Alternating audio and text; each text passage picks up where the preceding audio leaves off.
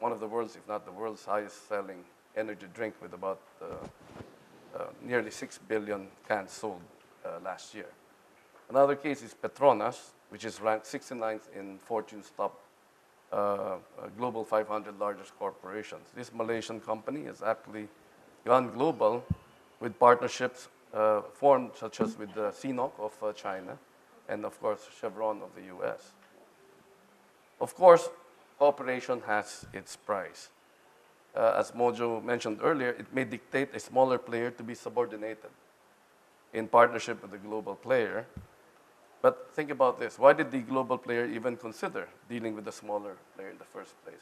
I think this actually dovetails to the point made by Matt and Eric.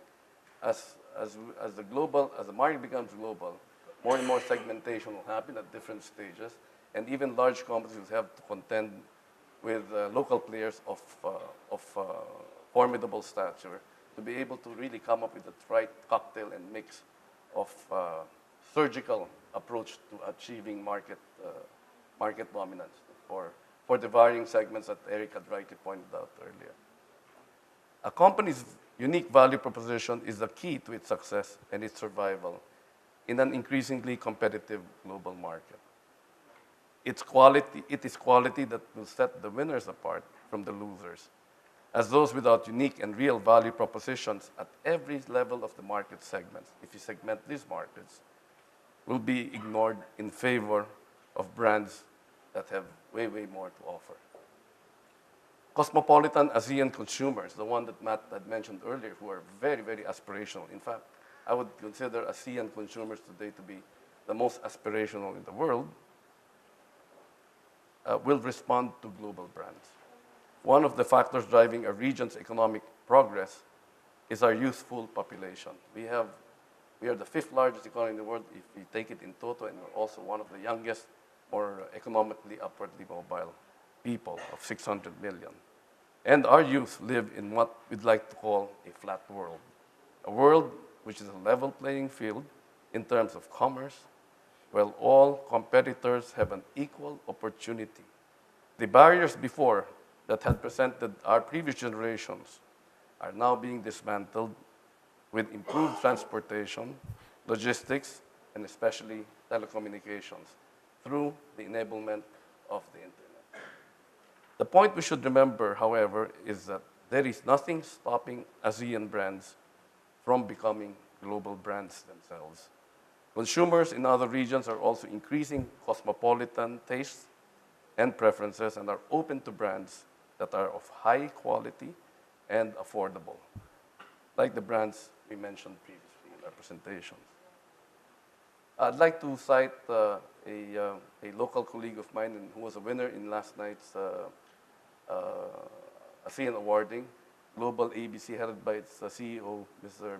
Bernie Liu here, whose name brand Pen Shop is now becoming to be a very popular brand across the ASEAN. He has expanded in ASEAN, particularly in Indonesia, and is going to Dubai and opening in markets such as Singapore, Malaysia, Vietnam, and I know even here in Myanmar. It is a very, very bold and strong move and strategy by its management to be global.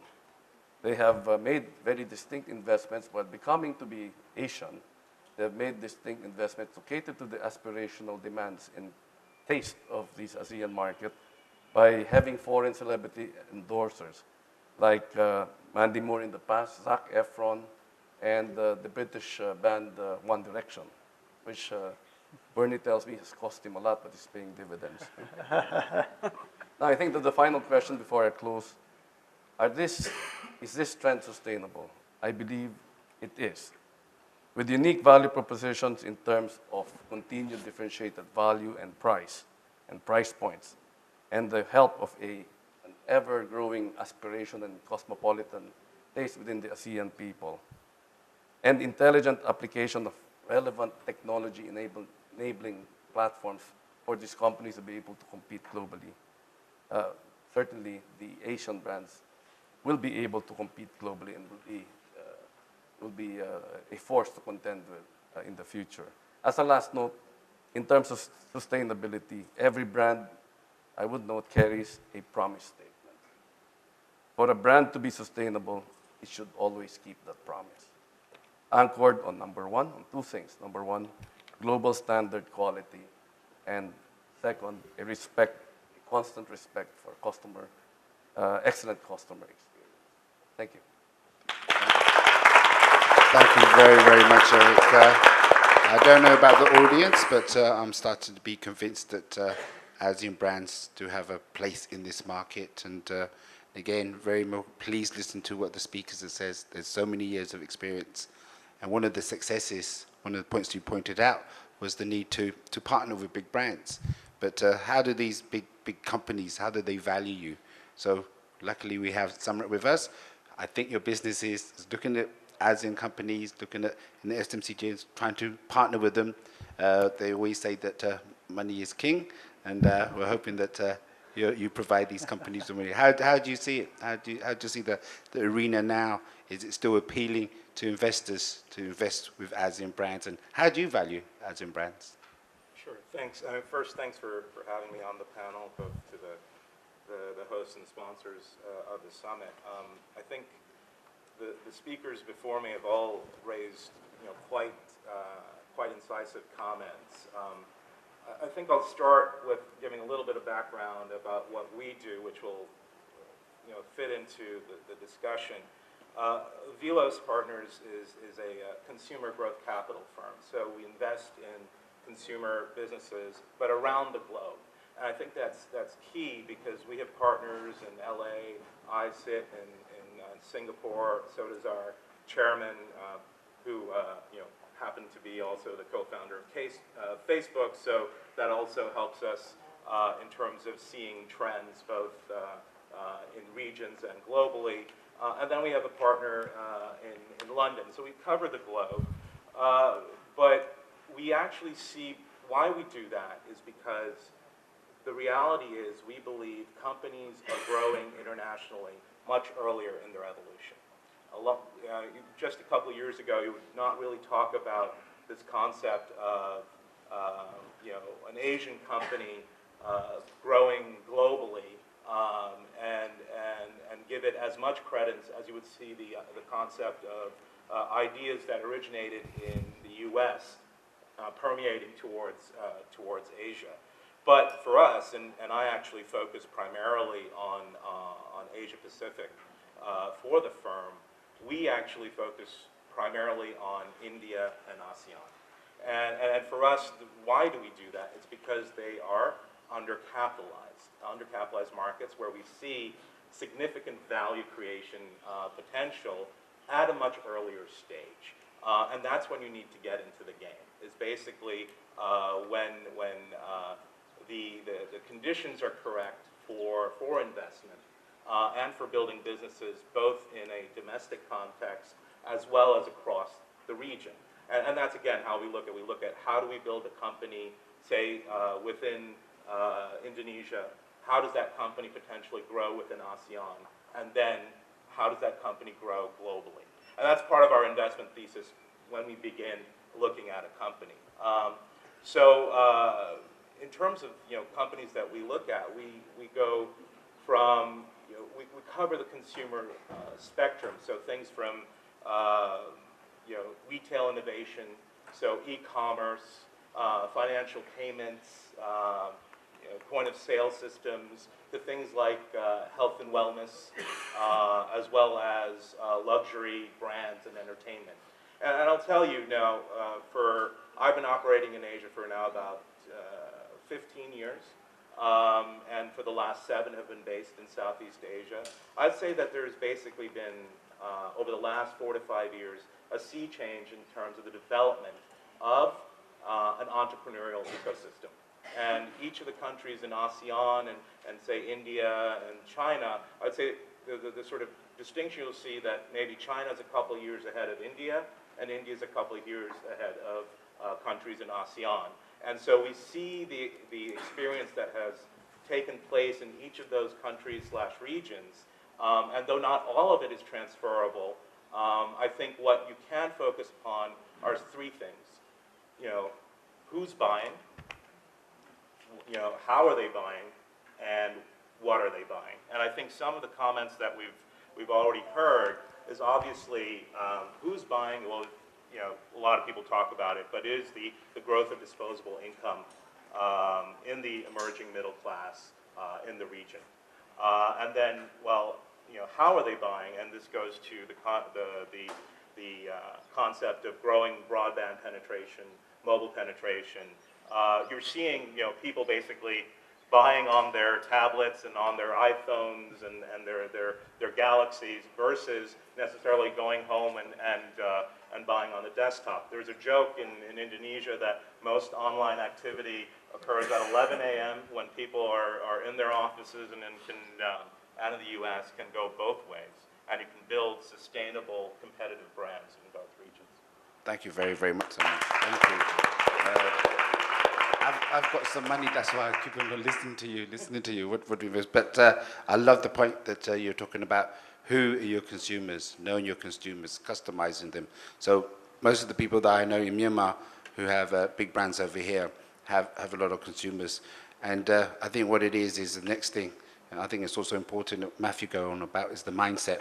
So we have Peter here who's going to comment on, is the ASEAN mindset different from the rest of the world? And what do people need to keep in mind to make sure this is, can there be one ASEAN mindset? How do you feel that it should go? And maybe you can comment on, because we have the internet now, yeah? With internet, you can do campaigns and things over here at a much cheaper scale. Sure. You know? Do you believe that's going to materialize? Well, so firstly, I'll answer that question in a moment. So thank you very much for having us. I'm not, so I'll confess, I'm not a brand expert and I'm not an ASEAN expert, but what I am an expert in is people insight. And I'm an expert in terms of creating quality insight that really gets to the heart of people's needs and the behaviors so that you can create value for organizations. And I work for a company that does that and puts that front and center into everything it does. We use a methodology called design thinking, which is also called human-centered design, which effectively means that we go out and we put ourselves in the shoes of the consumer. So we've worked across ASEAN in terms of Indonesia, the Philippines, we haven't yet worked in Myanmar, and Malaysia and Vietnam. And what we're seeing when we do put ourselves in people's shoes is, yes, they do have a much broader set of tools that they can use to broaden their communities. One thing that I would say, though, is that within that tool set, it's very important, because often people come to us and say, if you just talk to consumers, you only get one side of the coin. But actually putting yourself in the shoes of the consumer, actually observing them whilst they're buying, looking at the behaviors, actually gets you to understand the difference between what they say they do and then what they actually do when they go to buy something. And I'm going to tell you a couple of stories a little bit later about that. But I think one question I have for ASEAN is I see too many times ASEAN businesses wanting to directly compete, and we've heard this a little bit earlier. And what that means is they start to fast follow. And especially in goods and services brands, you're seeing flavor games happening across this region. And those things can't sustain themselves for much longer. How do you innovate and innovate in a local context? And the knowledge that you do have, and Eric started to highlight this earlier as businesses, you have a lot of cultural knowledge that you're not necessarily using in the right way today. And I'm going to tell a couple of stories. So I know we haven't got much time, and I want to make sure that you ask us questions. So firstly, in some of the work that we've been doing in the region, we were working with a client in Indonesia, and it was for a particular beverage. I can't say the name for all the legal reasons. But there were two very interesting stories that came out for me, which deliver the insight that helps you create nuanced solutions and innovations. And the first was the notion of frugality. So although incomes and opportunity is increasing for most, incomes aren't stable. Lots of people we meet say to us, well, my job is great at the moment, but I'm not exactly sure how long I'm going to have it for. And this happens across Vietnam, Indonesia, and the Philippines, in all of the work that I've done there. And so when people need to save, when people spend, they're also needing to save to make sure they can cope with the tougher times, which means their purchasing power isn't as big as we would like it to be. It's actually somewhat tighter.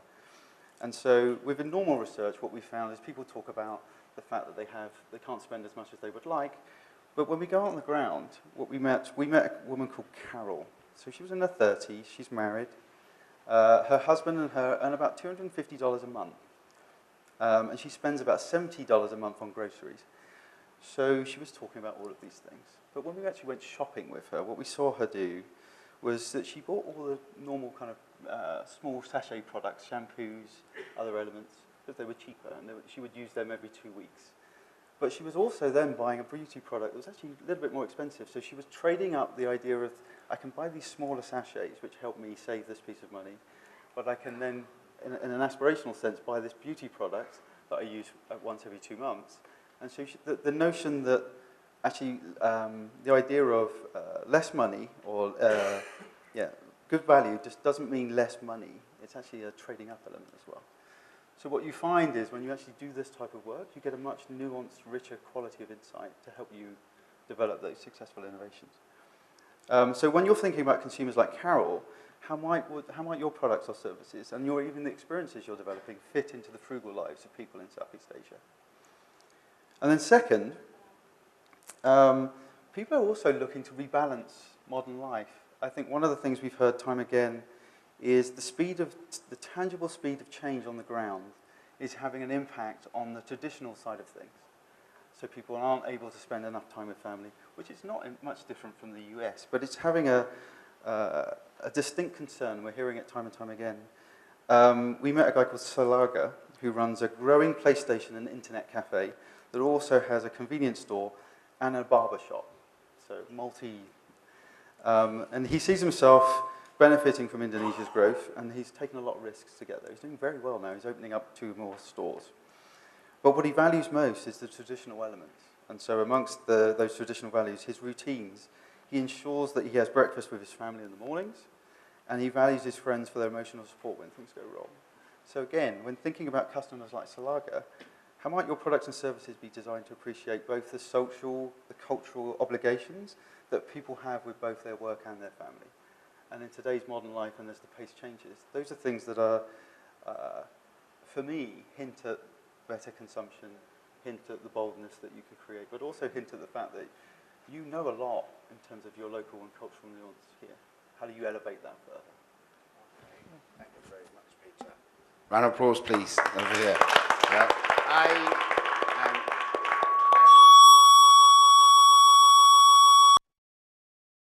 I'm getting the confidence as an ASEAN consumer and as an ASEAN business that this is a market that we can grow. But we want to know how you feel. Are you confident as a local people here and people in this market that you can develop your brands, or you're working with companies?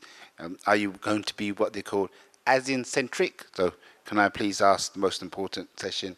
Please ask a lot of questions. These are just the experts in the region. So we want lots of questions over here.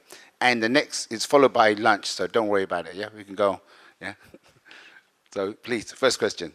If you can just use your thing, if you can just mention where you are, please.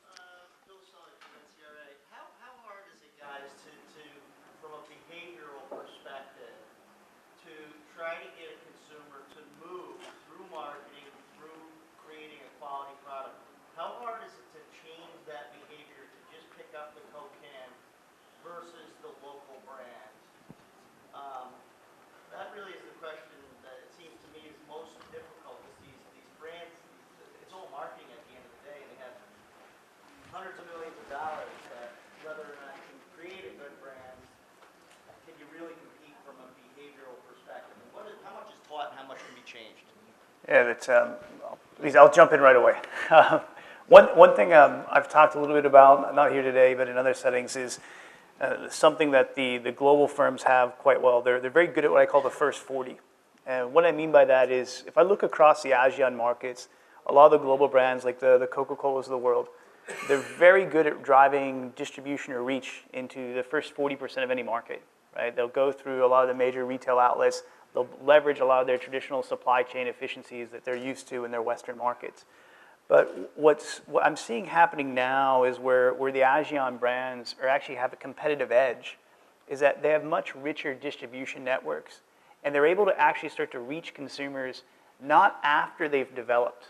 I think you were talking about this earlier. It's about moving further back that growth curve and saying, I want to capture those consumers as they're coming out of that subsistence living, as these new cities type to emerge, as the incomes emerge. Like I think about the outer islands in Indonesia. right? That's an area where new consumers are coming out, where you can build habits, you can drive exposure, you can drive reach. That's a competitive advantage for an ASEAN brand. You don't need to spend the big marketing dollars and compete with global brands head-to-head in the major cities, but you can build behaviors, you can reach out to consumers in these areas where the growth is actually occurring. And it's about finding those areas where you have a competitive advantage, where you can drive that authenticity and actually win and compete in a very successful way.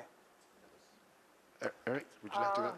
Because I know that you do a beer brand in Cambodia. You help develop one. What stops the consumer having a Heineken instead of the local beer brand? I'm not going to answer that. For better or worse, I spent 30 years in the advertising business. And Bill, right? Yes. It's the easiest thing in the world to get somebody to buy a product once. It's the hardest thing in the world to build a long-term loyalty where they buy your product time after time after time.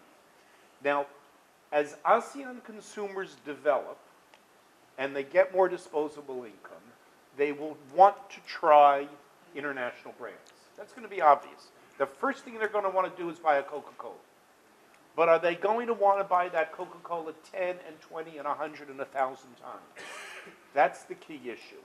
And the answer will become if that brand can offer values that relate to these people's lives. We've heard about this from every one of the speakers.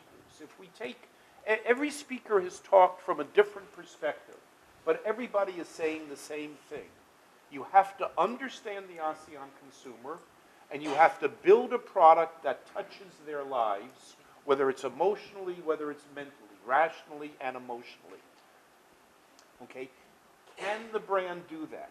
And that's where you as ASEAN companies have an advantage, because you deeply understand your consumer better than Procter & Gamble from Cincinnati or Lever from London. You have that advantage, but don't throw it away, because those multinationals are coming here, they're hiring research companies like MMRD and Nielsen, and they're trying to understand your consumer better than you. Don't let them do it. Hold on to that knowledge of the consumer, which you know better than anybody else. Thank you. Would you like to comment on that, Eric? Just a quick one. Yeah. Just very quick. I think technology will play a big role in this. As more and more of the enabling telco infrastructure roll out in the ASEAN, particularly here in Myanmar, I see that there are a lot more base stations coming up.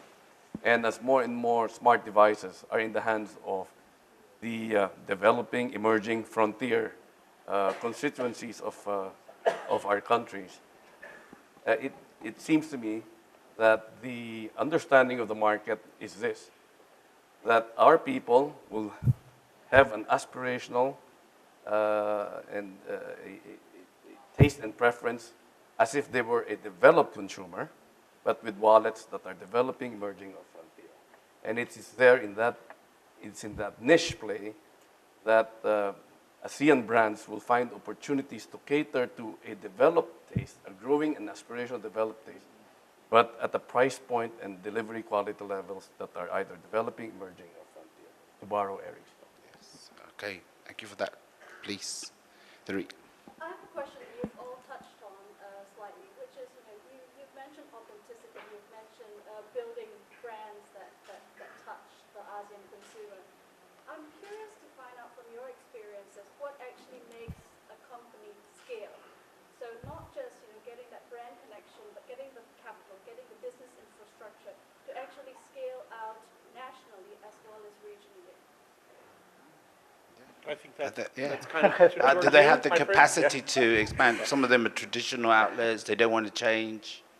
Well, I mean, I think, the experience that I and I would say most investors have in terms of building businesses, they're not, and being able to scale within any country, they're not dissimilar in terms of from one region to another. But that being said, what I've seen in ASEAN, because the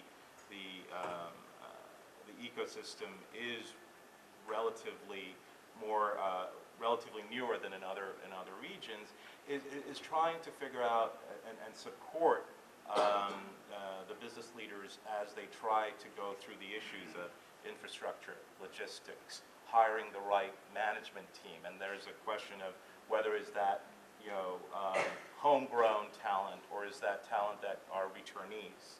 And so many of the entrepreneurs we've backed are actually returnees. And part of that is they have the local knowledge. They know how to go about building the business, but they also have the best practices of having done that in other economies and bring that back to their home countries.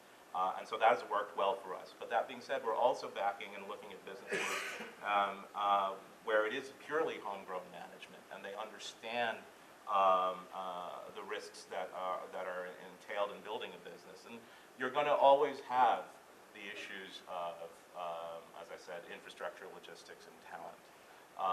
But you will also have the issues of how do you interplay with partners, distribution, the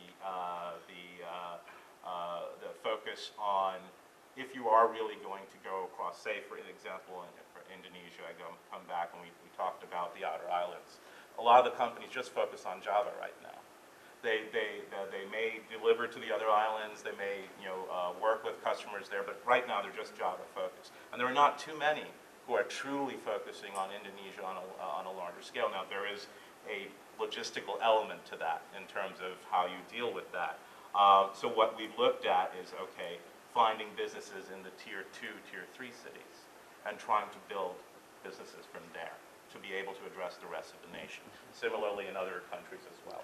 Maybe Eric, you're involved in doing that with some of the companies here. Yeah, Upscaling. I think the biggest challenge, setting aside the financial issues, the biggest challenge any local company has is understanding the consumer of the market that they want to expand into. Because you're successful doing one thing in your market, but when you expand, you need to adapt. Now, the American companies have the most history doing this.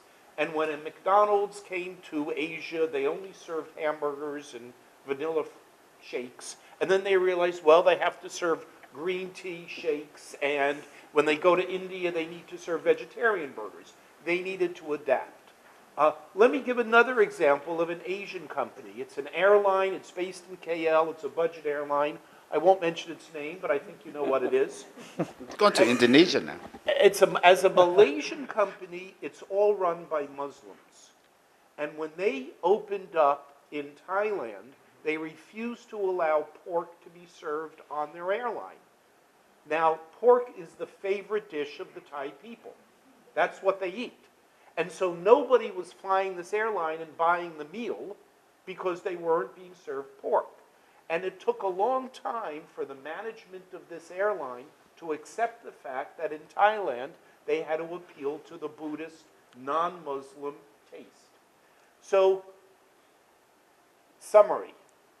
To expand beyond your market, understand what has made your company successful, but be ready to adapt and learn about the local consumer in the new market you're expanding to. I just got to do a joke.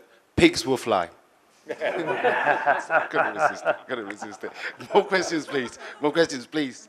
Yes, I would like to ask the panel an insight about consumer protection and safety standards and how important that is for a developing country like Myanmar, because we all know that consumers want to buy a quality product, and products coming from Japan or other countries, for instance, have a reputation for being high quality. So what suggestions do you have for the Myanmar government to raise the standards of consumer protection and safety so that the consumer will associate a Myanmar-made product as being a quality product? Myanmar, as well as other developing ASEAN ones. And that's Samuel, my lawyer. So please. That's it. I'm going to jump into this one because I actually I've done a couple pieces of work on this very specifically as we talk about consumers. And this was, we were actually working with some of the global MNCs, and their question was, hey, we know we're getting challenged. We may not always understand how to adapt, but why are actually consumers still buying our brands? And we went out and we started talking to a lot of consumers, especially in some of the outer islands in Indonesia. We wanted to get out of the big cities. And we got out to the rural areas and we started asking these consumers, you're buying a brand that you don't really know, and why are you buying a global brand? Or why are you buying a Japanese brand? Like you look at this in Indonesia, many of the Japanese players actually have quite sizable market share and a quite sizable position. And the label still, while they're translating Bahasa, it's a Japanese brand. And the consumers have a very interesting reply, as they feel it's safe. It's something that they can trust. And the one thing that we can't lose sight of is that we estimated that 20% of the purchase decision is driven by safety. That if I have to believe that this brand is safe, if I'm going to give it to my children, share it with my family, or consume it myself, somewhere between 18 to 20% of that purchase decision was influenced by safety. And so it can be a big barrier. We've seen some milk scares that Fonterra has had in China. It's something to be concerned about. It's something that you want to keep at the forefront, especially if you have ambitions to move across the ASEAN region. You want to be authentic, but you also have to be viewed as safe. Yeah, I'd just like to add on that, Samuel, because we as the ASEAN Business Advisory Council, we've seen a lot of the developing ASEAN companies really buy into the BSI or the ISO. You know, it's costs quite a lot. It's like $40,000, $50,000, and we feel that if that's there, we're sort of like accepted to the world. But we mentioned something that on the other side, rather than being imposed on all the international standards, most of it which are US-based, we were thinking, is there a chance to make it a little bit ASEAN standard? You know, can there be some sort of ASEAN standardization that we will respect? I mean, we as ASEAN partners, as ASEAN neighbors, should respect our own standards. So that's one of the easier ways to do it, because you as you know, the standards and the health safety is massive if you want to go internationally. So it's something that we over here, and I think it goes towards ASEAN tricity, as they call it over here. Maybe we can have an ASEAN standards that we could all preach. Any more questions? Please. Two areas. I just want to ask, as the growth of digital and mobile technology grows in the ASEAN countries, how do you see the consumers embracing this change, and what do you think opportunities are in that realm? That's Nish, he's my new creative director. These are all planted questions. May I? Yeah, Yes. please. Yeah. I guess my answer will go to the question earlier.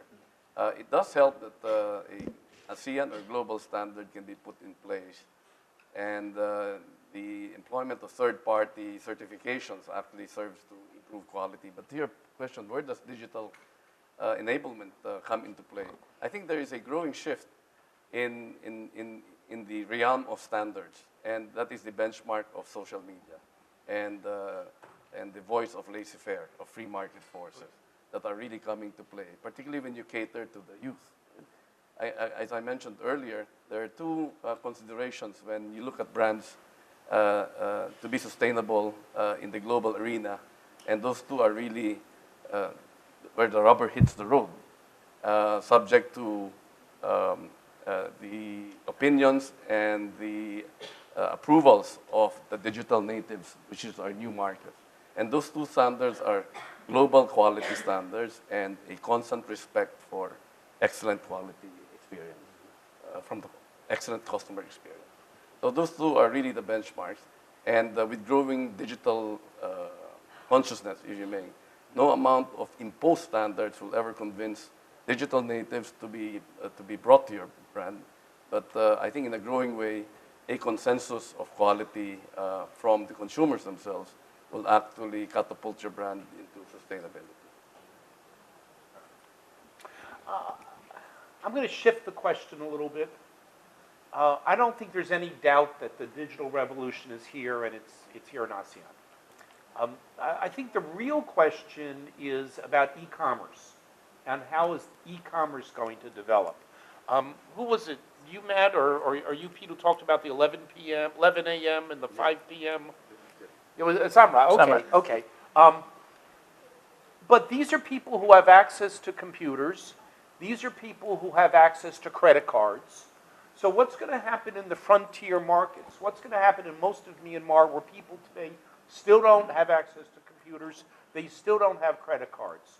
What about ASEAN? 20 million people living in ASEAN, Thailand, most of whom do not have credit cards, do not have access to computers. How is e-commerce going to come there? And I think this is the interesting thing that a lot of us were talking about earlier, where you have to develop products designed for a certain niche market. A friend of mine in Thailand is developing a product where through, let's say, a machine, people in a village can go to one store in that village. They could order online. They could use that one store's credit facility, and the products would be delivered to that store where people could pick it up. So people without credit cards could be ordering stuff online, okay? Now, that is an ASEAN approach that you wouldn't need in Western Europe or the United States, okay? So the question is not what's happening with digital. Digital is here. The question is, how do we appeal to certain demographics that cannot use that? I mean, we talked about cell phones, right? Everybody's got a smartphone. Well, everybody doesn't have a smartphone. I'm sorry. There are millions of people in India, people in ASEAN, people in Myanmar, Laos, who don't have smartphones. So how are you going to reach out to these people? That's the challenge to us as ASEAN marketers. Very, very good point. Nearly lunchtime, but really lucky to. I'll take 2 more questions, and I'll let you go to lunch. But not planted by your colleagues. No, they're not planted, really. I give my team absolute freedom. Any more questions? Do we have any more questions? I have one question. Please. No, we've all been talking about this ASEAN consumer, and maybe this is the question for the group here. I firmly believe there really isn't one such ASEAN consumer.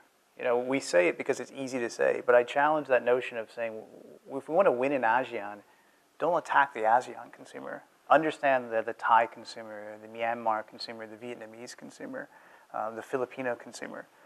Be interested to hear your guys' perspective on, as you think about ASEAN and the ASEAN consumer, what does that really mean, and how do we define it? And are we even defining it the right way?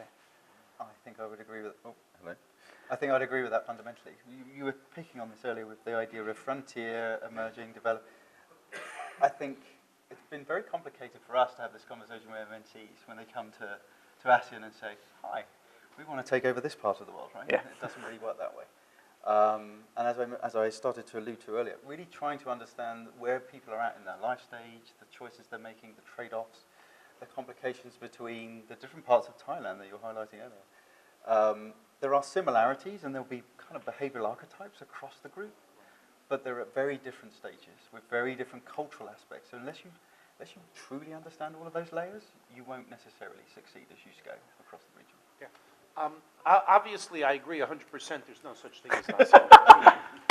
But where I'm going to push back on you, Matthew, is when you said we have to understand the Thai consumer, the Indonesian consumer, the Philippine consumer. Wrong. We have to understand the mentality of certain consumers.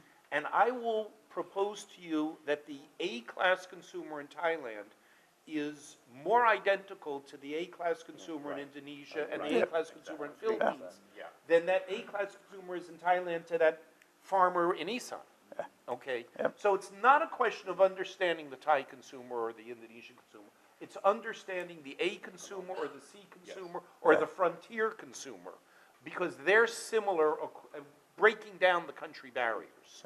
That farmer in ASEAN is the same as the farmer in Myanmar and the same as the farmer in Indonesia.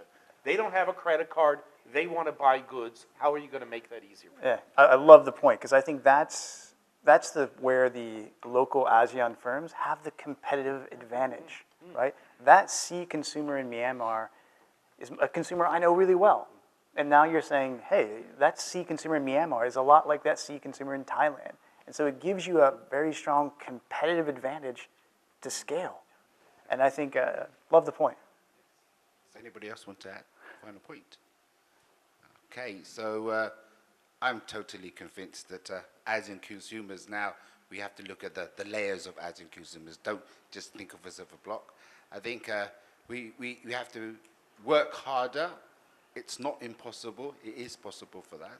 Again, a big thanks for all our speakers who've made it to Naypyidaw. yeah, who managed to get a visa as well. And so they've made a massive amount of effort. Please give them a round of applause.